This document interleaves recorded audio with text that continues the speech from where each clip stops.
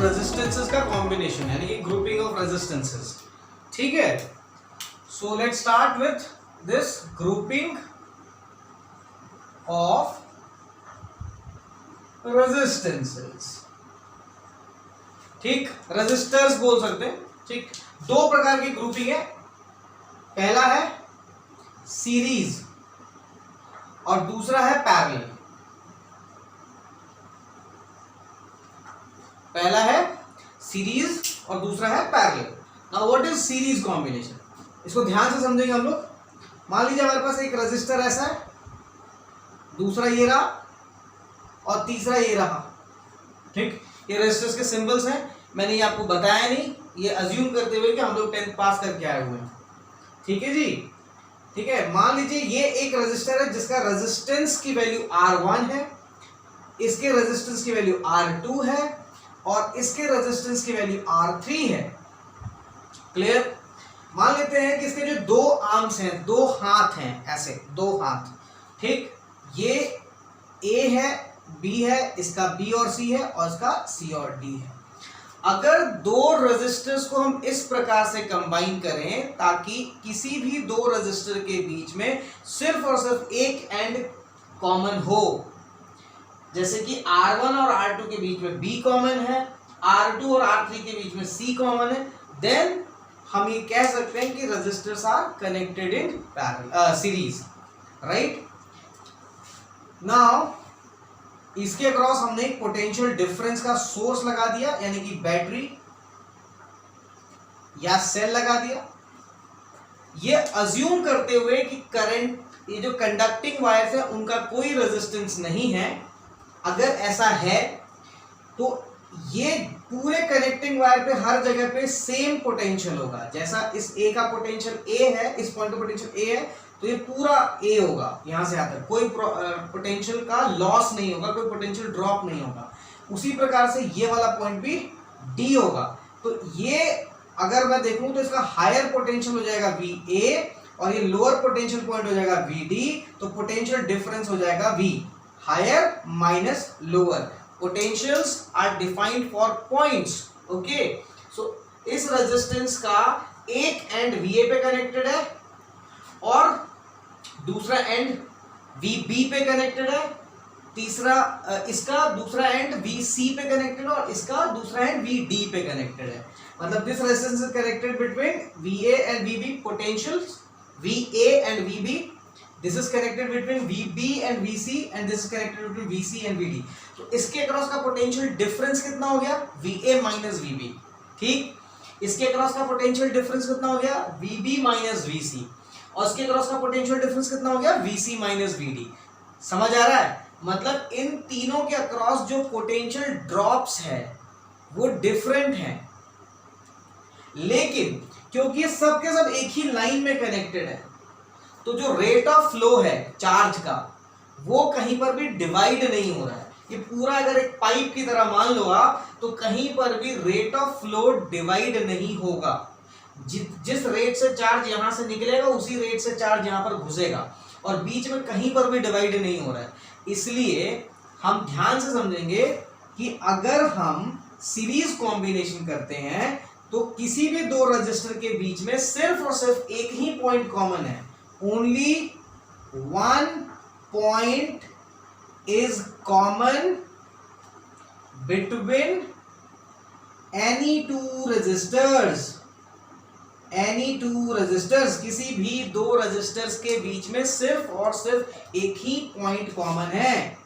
दूसरा, rate of flow of charge, rate of flow of charge that is current remains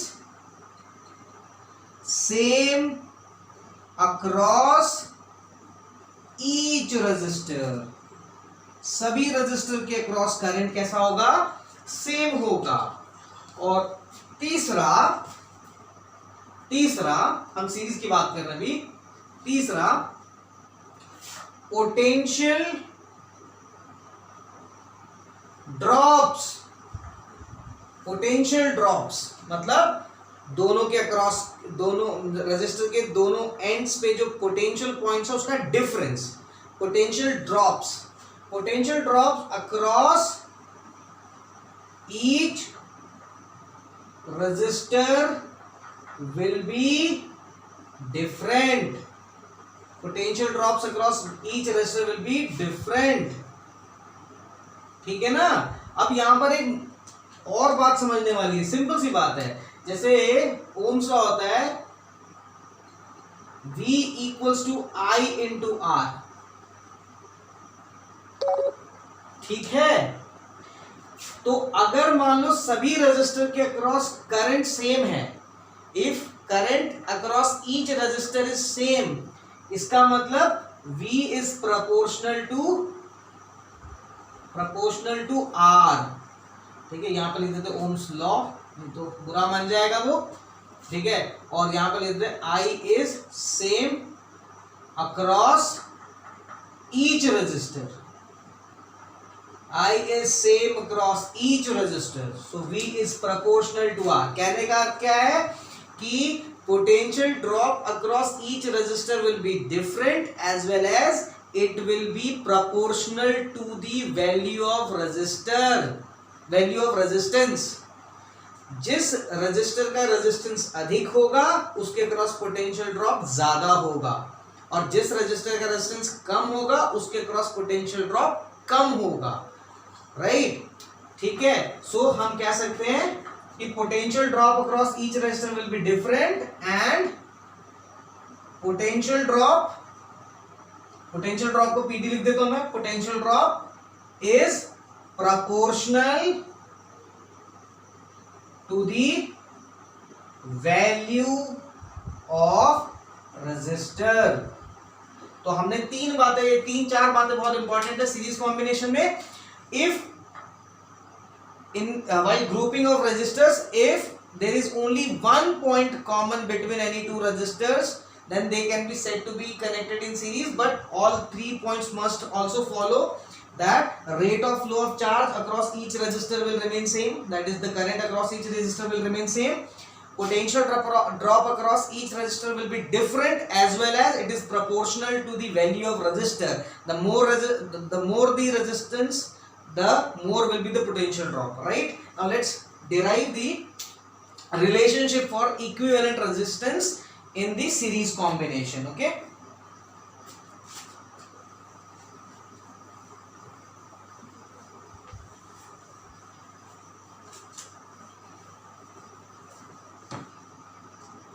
So let's derive that value of equivalent resistance in the series combination. So let's consider कि the potential drop across this R1, so VA minus VB is equals to I into R1, VB minus VC, assuming this is higher, this is lower, and ऐसे gradient मिलेगा, ऐसे decrease होता जाएगा क्योंकि इस तरफ current का डायरेक्शन है, तो करंट जिस तरफ फ्लो हो रहा है तो हायर टू लोअर फ्लो होता है current, okay, outside the battery. So VB minus VC is equals to I into R2 and VC minus VD is equals to I into R3. Okay, now add all these three equations. So adding all three equations, what I'll get देखो ये minus VB plus VB से cut जाएगा, minus VC plus VC से cut जाएगा, तो VA minus VD बचेगा। So you get VA minus VD equals to I can be taken outside R1 plus R2 plus R3. Okay, now what is VA minus VD? एक step और आगे, what is VA minus VD? So it is V equals to I times R1 plus R2 plus R3. Okay, इसको देख लेते। अगर मान लीजिए मैं इस सर्किट के बजाय यहाँ पर एक इक्विवेलेंट सर्किट ले लेता, ठीक है, तो इक्विवेलेंट सर्किट का मतलब है कि मैं सिर्फ एक ही रेजिस्टर लगाता, इतना 3 रेजिस्टर्स पे खर्चा ना करके एक ही रेजिस्टर लगाता और उस रेजिस्टर का नाम देता RS, that is resistance in series, okay. और पोटेंशियल सोर्स हमारा वही रहता, यानी कि ये A होता और ये D होता और ये VA minus VD equal to V होता और करंट भी सेम फ्लो हो रहा होता, ठीक है ना। इक्विवेलेंट लेना है, कोई चेंज नहीं करना है, सिर्फ मुझे इन तीनों का हटा करके एक रेजिस्टर लगा देना है। तो ये मेरा पॉइंट है A और ये पॉइंट है मेरा D, तो इनको हटा करके मुझे ये लगा देना है, ठीक। सो VA माइनस VD जो यहाँ पर मिलेगा, यानी कि जो V होगा VA माइनस VD वो कितना मिलेगा, I इंटू RS, ठीक है। तो अगर मैं इन दोनों को कंपेयर करता हूं, मान लो इसको इक्वेशन नंबर 1 बोल देता हूं, इसको इक्वेशन नंबर 2 बोल देता हूं। सो comparing 1 and 2 I get, so comparing 1 and 2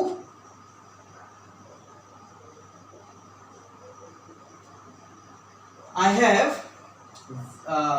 RS equals to R1 plus R2 plus R3, ठीक है। यानी कि सीरीज कॉम्बिनेशन में सारे रेजिस्टर्स की वैल्यू जुड़ जाता है। So whenever you want to increase the value of register, जब भी आपको रजिस्टर की वैल्यू को बढ़ाना है तो आप क्या करोगे, उनको सीरीज में जोड़ दोगे। और दो तीन बातों का, एक बात का हम यहां पर सीख लिए कि अगर मान लो हमारे पास 1 ओम, 10 ओम और 100 ओम के तीन रेजिस्टर्स हैं, इनको आपने सीरीज में कंबाइन किया, तो जो रिजल्टेंट होगा, resultant will be greater than the greatest value of resistor you have connected. So in series the resultant will be greater than the greatest value of resistor you have connected, right? यानी कि अगर इन तीनों में 100 ओम सबसे ज्यादा है तो series combination कितना हो जाएगा, 111 ओम, है ना। यानी कि ग्रेटर देन दी ग्रेटेस्ट जुड़ जाता है। तो जब भी आपको रेजिस्टेंस की वैल्यू को सर्किट में बढ़ाना है, हम रेजिस्टर्स को सीरीज में कंबाइन करेंगे, ठीक। डन। एक एग्जांपल देख लेते हैं, एक एग्जांपल से हमको समझ आ जाएगा क्या होता है सीरीज कॉम्बिनेशन, ठीक। एकदम सिंपल सा एग्जांपल, एकदम सिंपल सा एग्जांपल। तो ये हो गया हमारे पास R1 मान लीजिए 2 ओम है और ये R2 मान लीजिए 3 ओम है, ठीक है।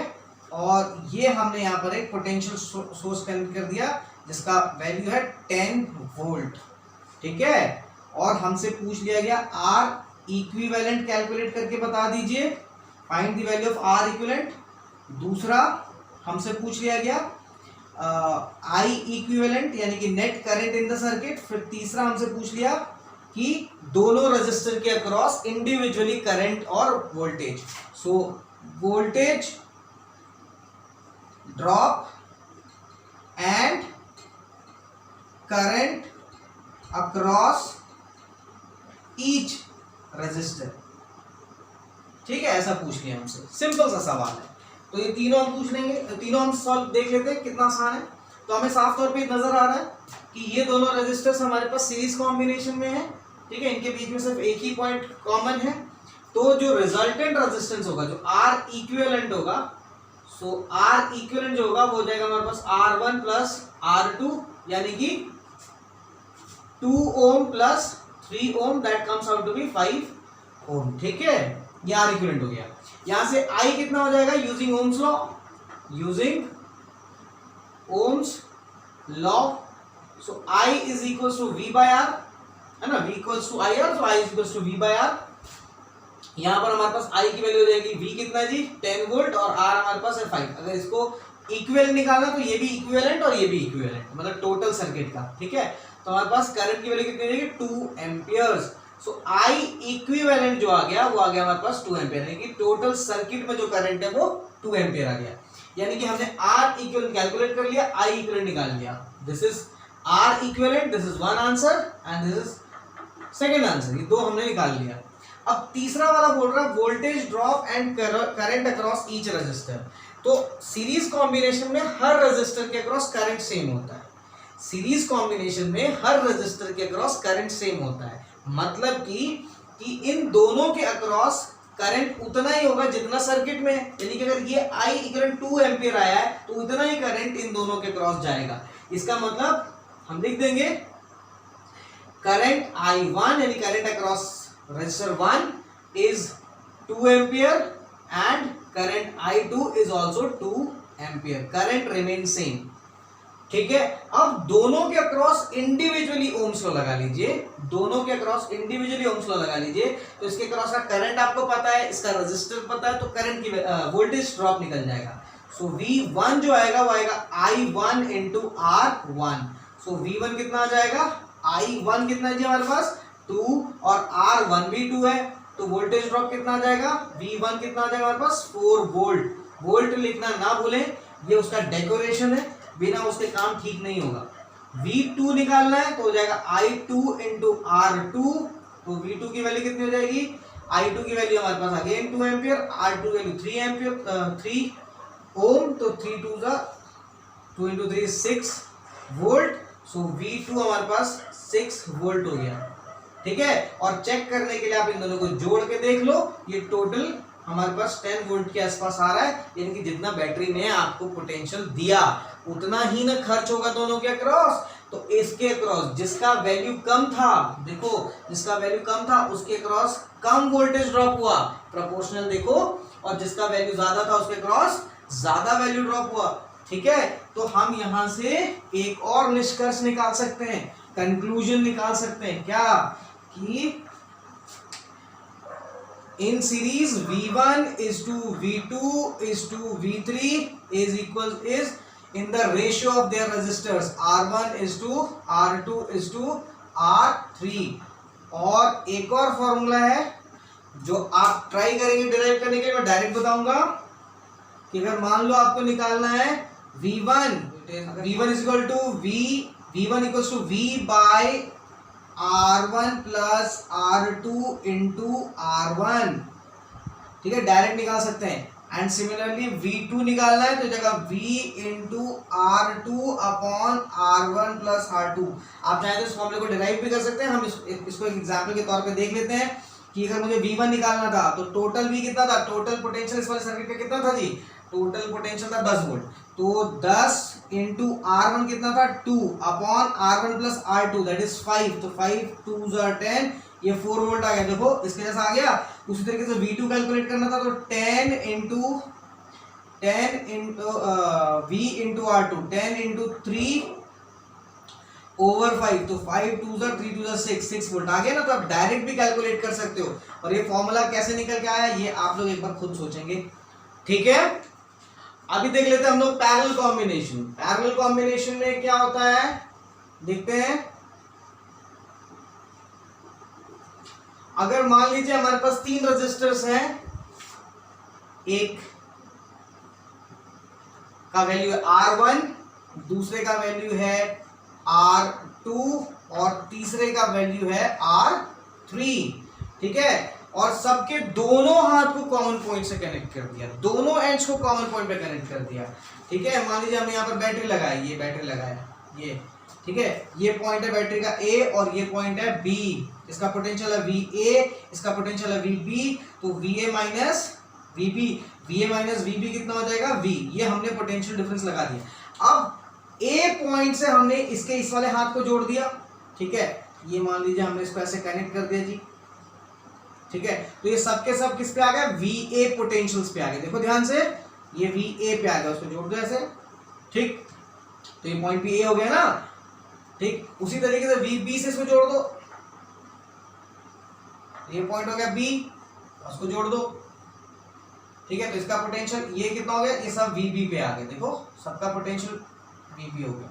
तो इसमें हमें दिख रहा है कि जो पोटेंशियल डिफरेंस हम अप्लाई कर रहे हैं वही पोटेंशियल डिफरेंस हमको सभी रेजिस्टर्स के अक्रॉस मिल रहा है। देखो यहाँ भी हमको VA माइनस VB यानी कि V मिलेगा, यहाँ भी VA माइनस VB और यहाँ भी VA माइनस VB, यानी कि potential drop across each resistor is same. लेकिन ध्यान दो, जैसे ही यहाँ पे करंट निकलेगा, अब तुम्हें पता है बैटरी से जितना करंट निकलना है, मतलब rate of flow of charge, उतने ही रेट से, मतलब उतना इसमें जाना भी चाहिए, मतलब घुसना भी ऐसे चाहिए ताकि कंटिन्यूटी मेंटेन रहे।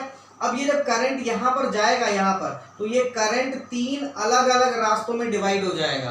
भाई पाइप के पानी अगर किसी पाइप के थ्रू फ्लो हो रहा है और आपने 3 अलग अलग रास्ते दे दिए तो क्या होगा, डिवाइड हो जाएगा ना। 10th क्लास समझ में आता नहीं ना कि हम ह्यूमैनिटीज लें, कॉमर्स लें कि साइंस लें, कंफ्यूजन हो जाता है ना। उसी प्रकार से ये बेचारा यहाँ पे कंफ्यूज हो जाता है। ये करंट 3 पार्ट में डिवाइड हो जाता है। अब मान लो यहाँ पर जो करंट जा रहा है वो I1 है, यहाँ जो करंट जा रहा है वो I2 और यहाँ जो करंट जा रहा है वो I3 है, ये टोटल I में से निकला है। तो सीधी सी बात है ना, I ही इन तीनों टुकड़ों में डिवाइड हुआ है। ये पूरा I1 यहाँ से ट्रेवल करता हुआ इधर आएगा, ये I2 इधर आएगा और ये I3 इधर आएगा, और ये फिर वापस से मिलकर दोस्ती करेंगे और फिर I1 के वापस बैटरी के अंदर घुस जाएंगे ताकि कंटिन्यूटी मेंटेन रहे। अब हम इसको थोड़ा सा समराइज कर लेते हैं। तो अगर पैरेलल कॉम्बिनेशन है, इसका मतलब both the ends of the resistors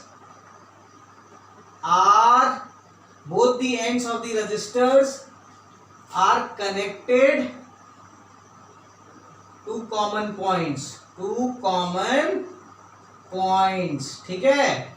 दूसरा, potential drop across each resistor remain same. सभी रजिस्टर के अक्रॉस पोटेंशियल ड्रॉप सेम रहेगा, okay. Current across each resistor is different. अच्छा, एक और चीज हम देखें, यहाँ पर करंट सबके क्रॉस डिफरेंट है। आप देखो V equals to I R होता है ना, तो अगर मुझे यहां से I निकालना हो तो I कितना हो जाएगा, V बाय R। ये तो हमें पता पड़ेगा ओम्स लॉ से, ठीक है ना, क्रेडिट तो देना पड़ेगा। और ये I equals to V by R। अब सबके अक्रॉस V अगर सेम है तो हम यहाँ पर कह सकते हैं ना कि I जो होगा वो इनवर्सली प्रोपोर्शनल टू रेजिस्टर होगा। Value of resistor inversely proportional to resistance, यानी कि हम यहाँ पर कह सकते हैं कि current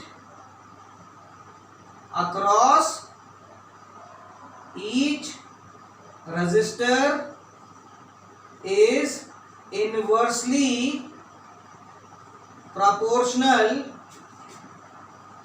proportional to the value of resistor,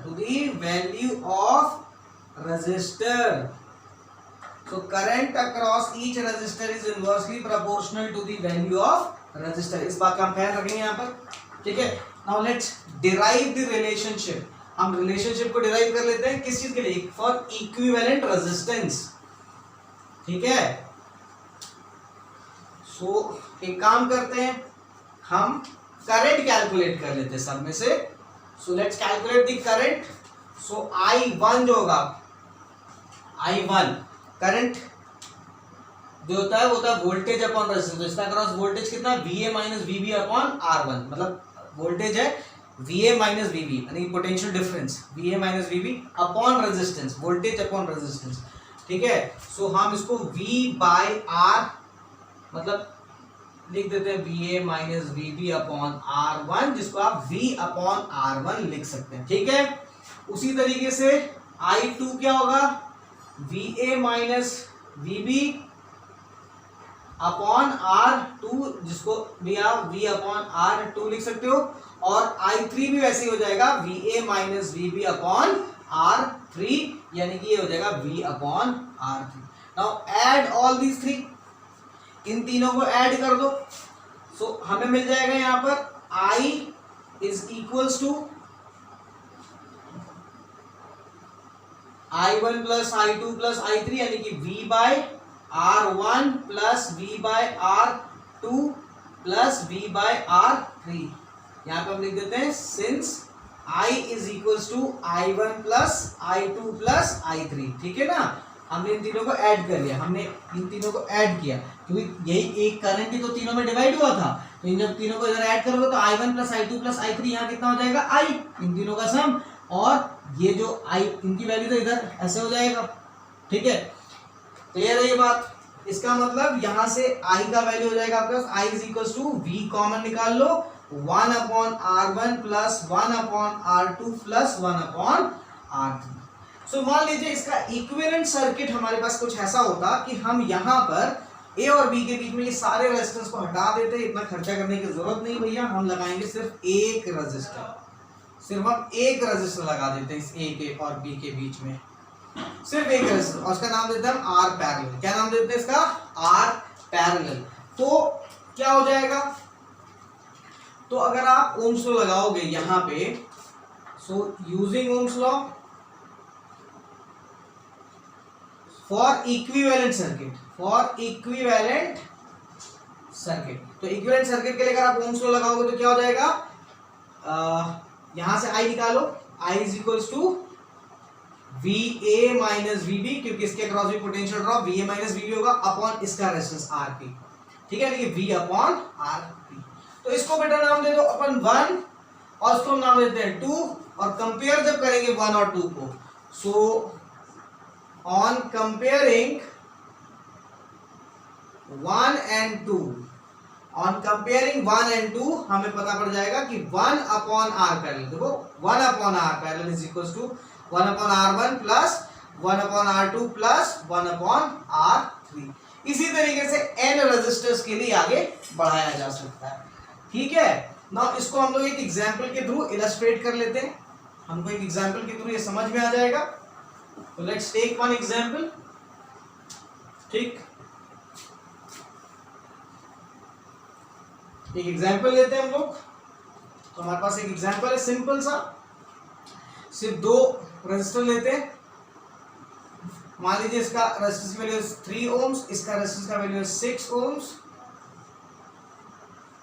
ठीक, और हमने यहाँ पर एक बैटरी लगा दिया से 15 वोल्ट का, 9 वोल्ट का लगा दो। ठीक, ठीक है, या 10 वोल्ट का भी लगा सकते हैं, चलो जो भी वैल्यू, 10 वोल्ट का लगा दो, जो भी वैल्यू आएगी हम देखेंगे, क्योंकि ये रैंडम वैल्यूज लिए हुए हैं। ठीक है, सेम क्वेश्चन है, पहला आर इक्विवेलेंट निकालो, दूसरा आई इक्विवेलेंट निकालो, और तीसरा है voltage and current across each resistor. तो इसका नाम देते हैं R1, इसका नाम देते हैं R2।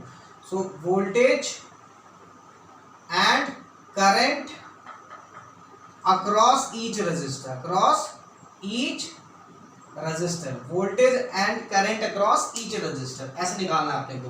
तो सबसे पहला चीज सॉल्यूशन में जो रिजल्टेंट होगा, यानी कि 1 अपॉन आर पैरेलल जो होगा वो होगा 1 अपॉन R1, यानी कि 1/3 प्लस 1/6।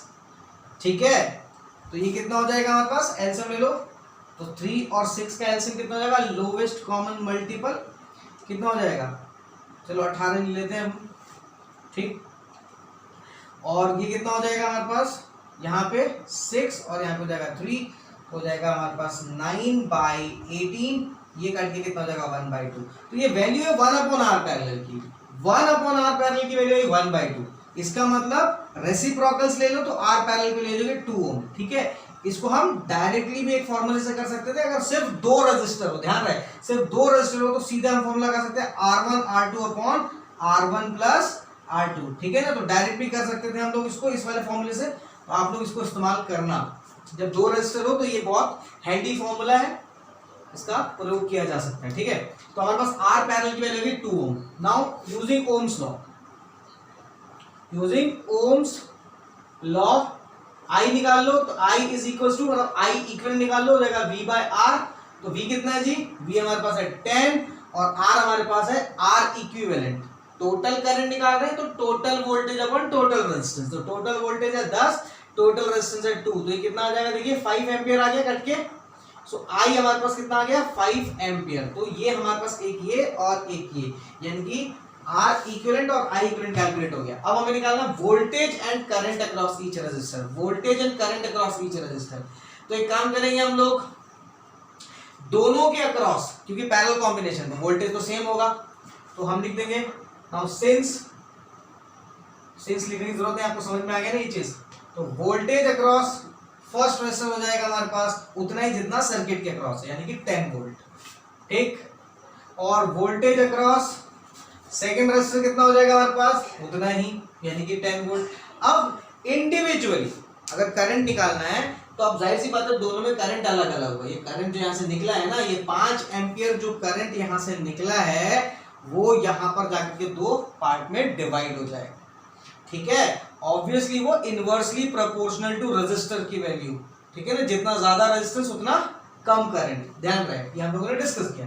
तो यूजिंग ओम्स लॉ यहाँ पर इंडिविजुअली ओम्स लॉ लगा लो, तो जो I1 होगा हो जाएगा V1 upon R1, so I1 will be equal to 10 upon R1। Now what is R1?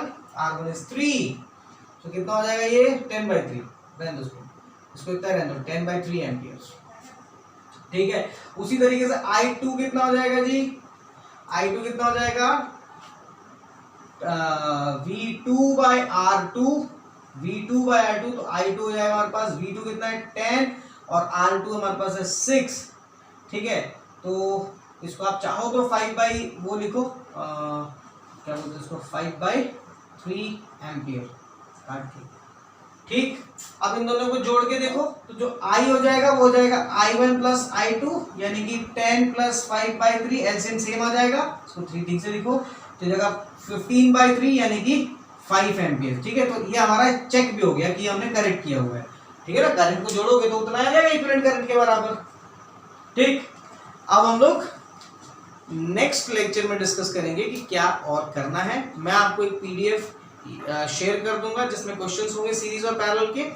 आपको उन क्वेश्चंस को बहुत अच्छे से ध्यान से करना चाहिए और जो समझ में नहीं है उसको पूछना भी चाहिए, क्योंकि यहाँ पर है जहाँ पर आपको थोड़ा सा भी आपको ज़्यादा प्रैक्टिस का जरूरत पड़ेगा। एंड होप आप लोग जो लेक्चर्स में मैं आपको क्वेश्चंस देते चले जा रहा हूँ वो आप उनको करते चले जा रहे हैं, ठीक है। आज के लिए इतना ही, थैंक यू वेरी मच और भगवान आप सबका मदद।